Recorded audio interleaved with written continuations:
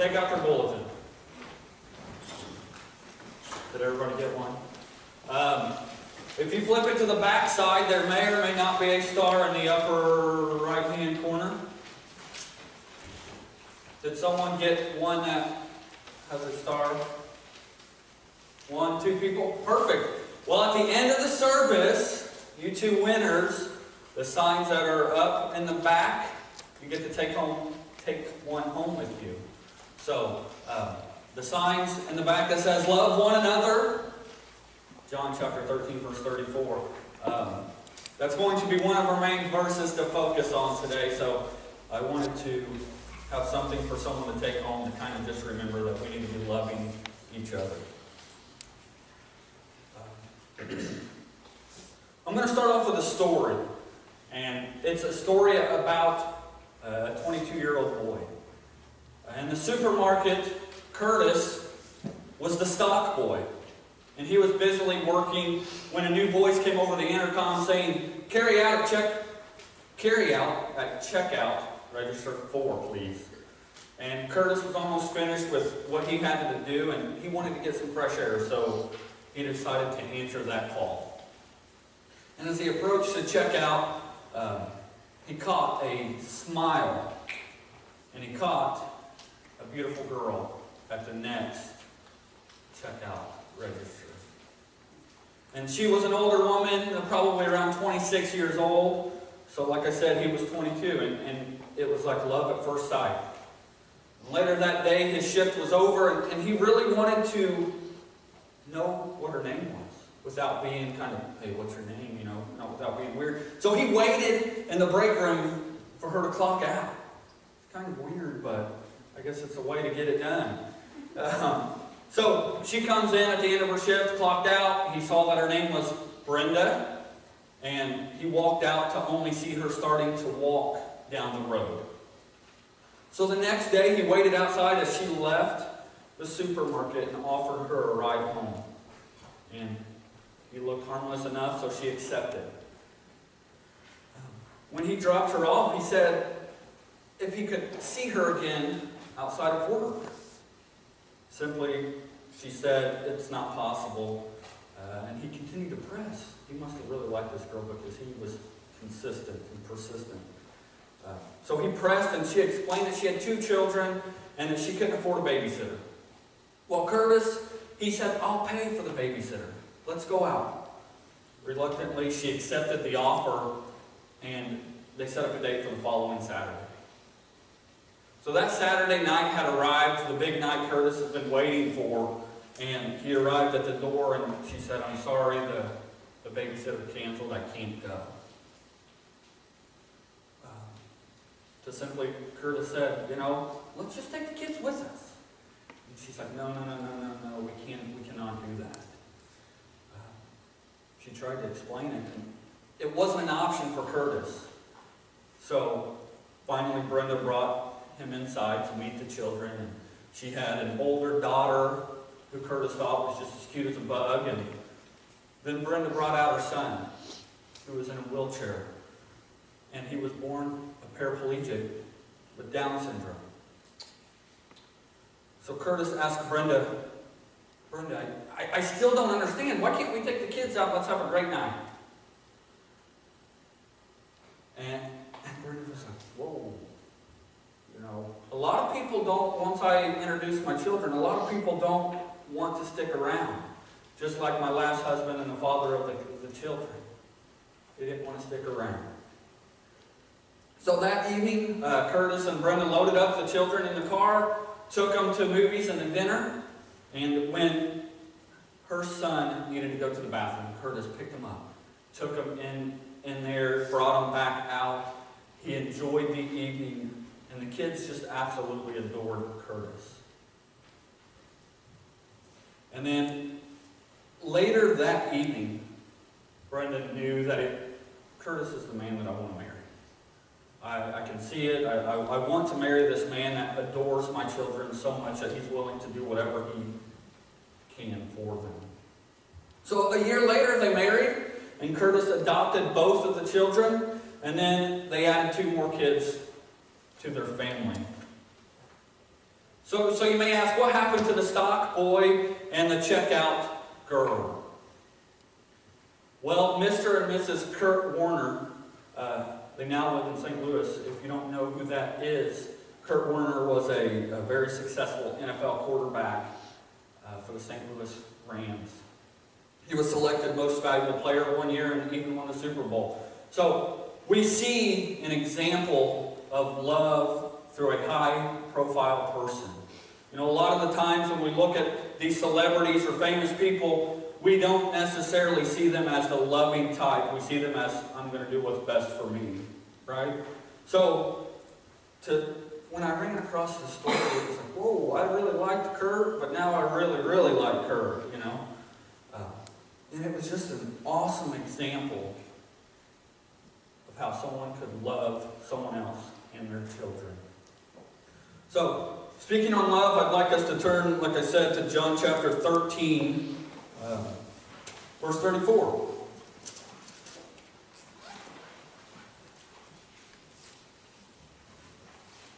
And I'll read through 35.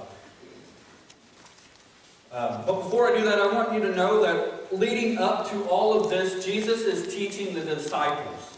It's the week, like Chuck said, it's the week when he's leading up to the Last Supper and Calvary. So he's teaching the disciples everything that he can. He's trying to squeeze it all in that last week. And Jesus says this in 34, "A new command I give you, love one another. As I have loved you, so you must love one another. By this, everyone will know that you are my disciples, if you love one another."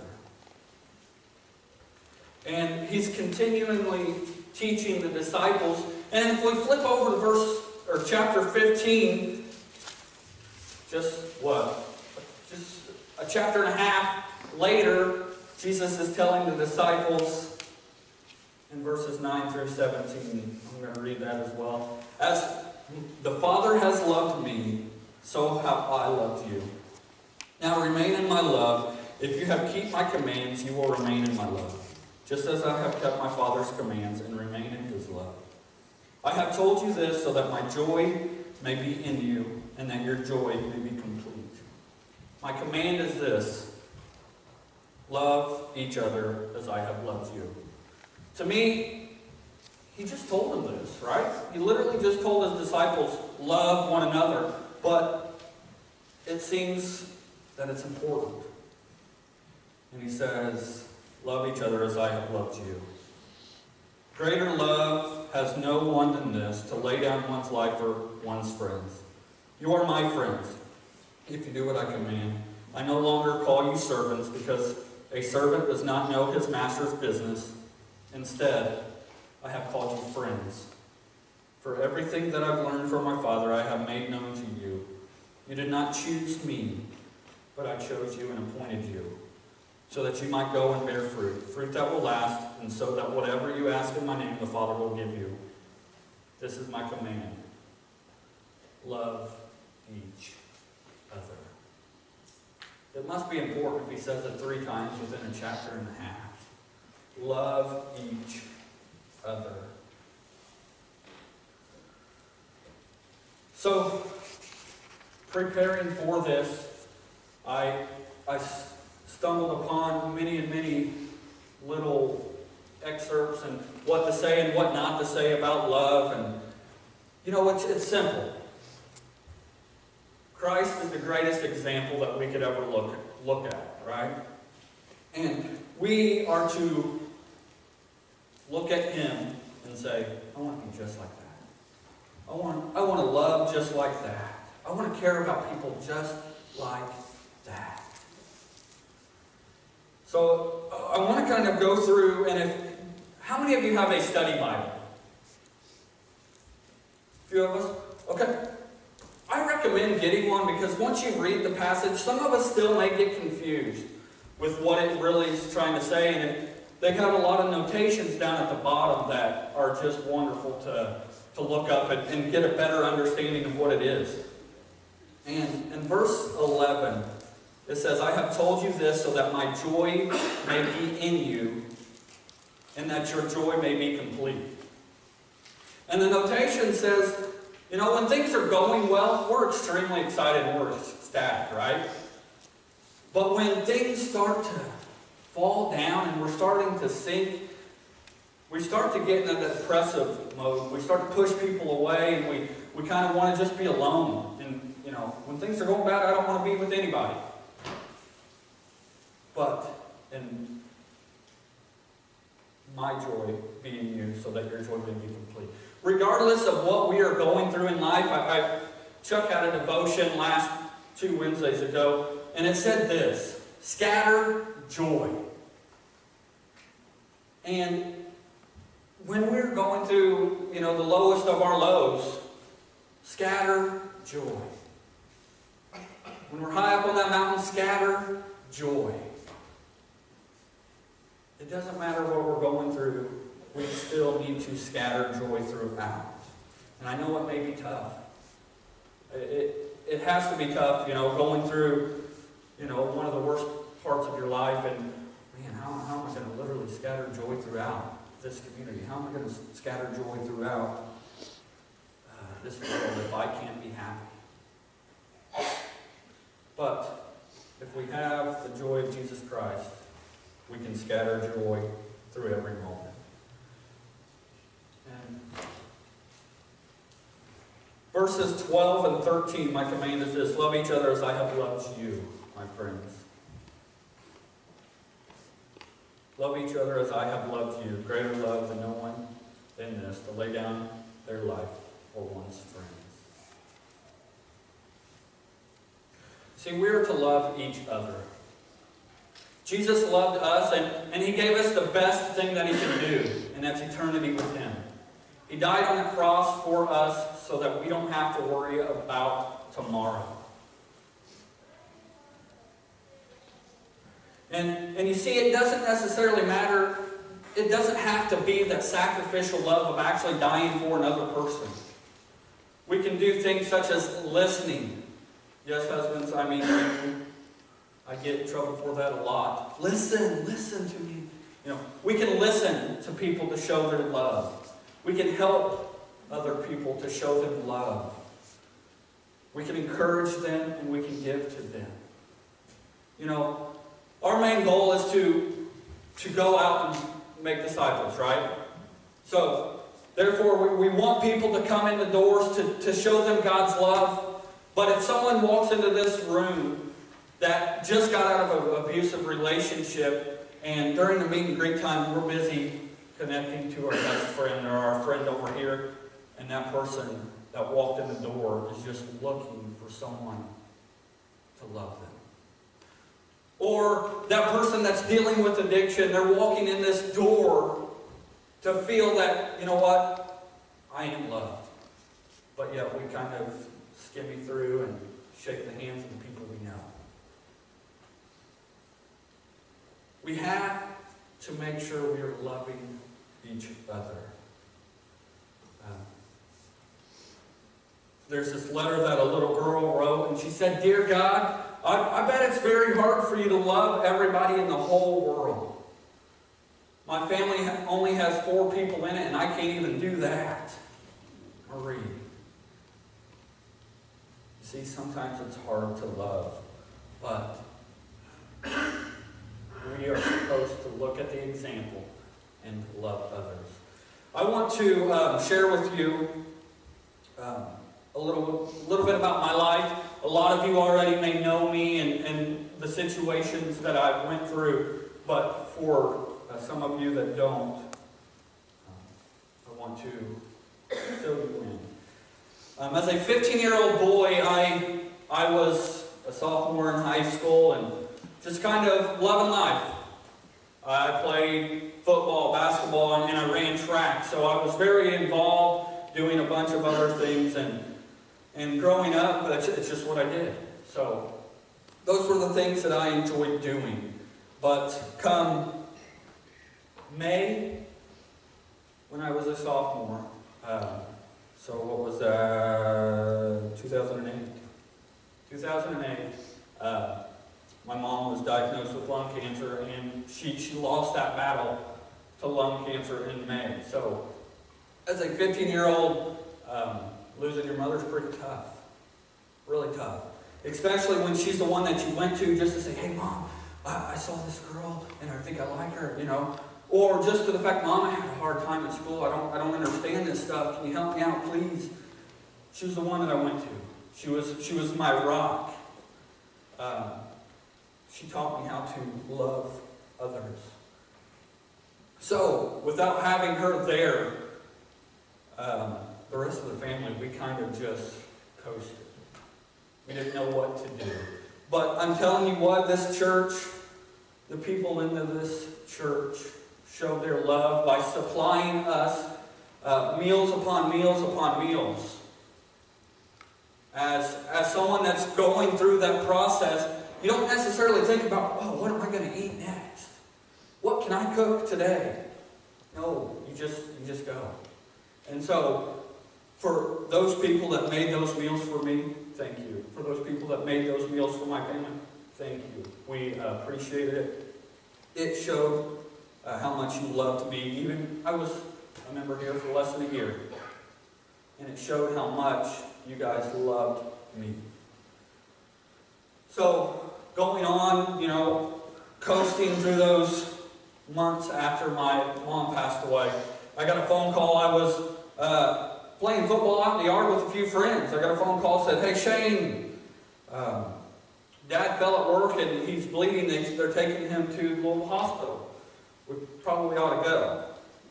So I said, all right, I don't even know where I was, but my sister picked me up, and the guy that she was dating at the time was pretty much a troublemaker. And we're heading down to Louisville, and we get a fender bender, 10 minutes from the hospital.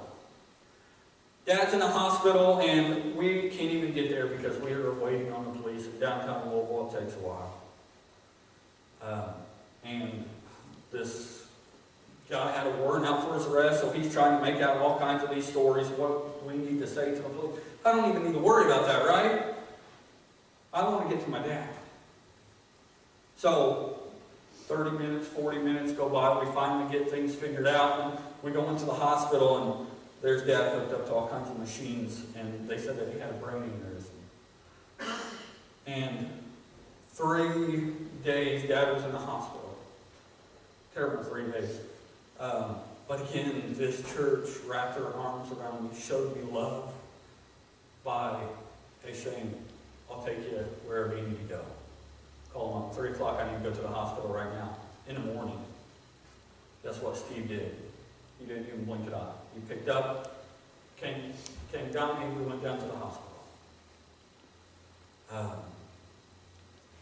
Angie and Alan, they said, Shane, you need a good night's sleep. Come to our house, sleep a couple nights. We'll take you the next morning. Showed me love. Wrapped their arms around me, showed me love in a time where I needed it the most. So that 3rd day, all the family was there saying, okay, Dad, you know, these next few days are going to be pretty critical of what's going to happen. I go back to the Leeds' house, and at 3 o'clock in the morning, I get the phone call saying, hey, Shane, Dad passed away. So, pretty tough for a 15-year-old to go through that. And I don't say that to oh, Shane, I'm so sorry. No, that's about 10 years ago. I'm not good. But this church is full of love. And I'm telling you, they'll do anything for you. So this church, then a family, the Wildey said, you know what? I don't have to sacrifice myself. I can sacrifice my time and my money and my house. Shane, Monica, my brother, he was living in Kentucky at the time. Shane and Monica, come live with us. We have a basement that no one uses. Everything will be okay. We love you. We want you to know that you are loved.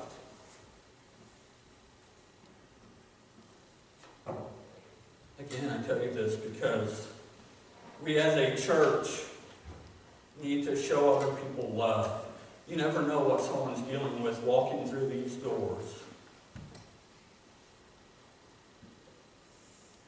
We need to continue to show that love that you gave me 10 years ago to everyone in this building. It doesn't matter what they're going through. We need to continue to love the people like that in this community. We need to continue to love people like that on an everyday basis. It doesn't mean that both of their parents passed away. You can still love them. Like I said, there's many things in our lives that we run into that can knock us off our feet. Let's be a congregation that will pick them up, wrap our arms around them, and say, you know what? We love you. What can I do for you?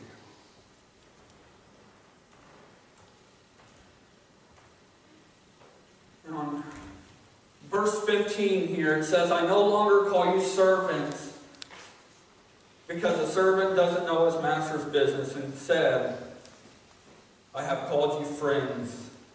I'm going to stop right there. I have called you friends. What amazing feeling that Jesus, the Lord Almighty, is saying, you are my friend. In reality, we should be his servants because we don't deserve to be his friends, because we mess up every single day. He says, you are my friend. It just makes me think, what a friend we have in Jesus. What a friend we have in Jesus. And the last verse I want to really look at is number 16. And if we look at it, he says, you did not choose me, but I chose you and appointed you so that you might go and bear fruit, fruit that will last, and so that whatever you ask in my name, the Father will give you. You did not choose me, but I chose you. So that you might go out and bear fruit. You see, Jesus made that first choice. He made that first choice to die on the cross for us so that we can live with him forever. So that we don't have to worry about the sadness in this world. We don't have to worry about those things that constantly knock us off our feet. He made that choice for you. He made that choice for me. So this morning I ask you, what's your choice? What are you going to do? There's many times in our lives where we can't do it alone. And I'm telling you, Jesus is the answer. In my life, the year before that my parents passed away, I was accepted as a Christian, and I'm telling you right now, I believe it happened that way so that I could be ready for when that day came, that my feet and the ground was shaking. So what's your choice this morning? Do you want to love one another? Do you want to make an impact in this community? Please stand as we sing our final song.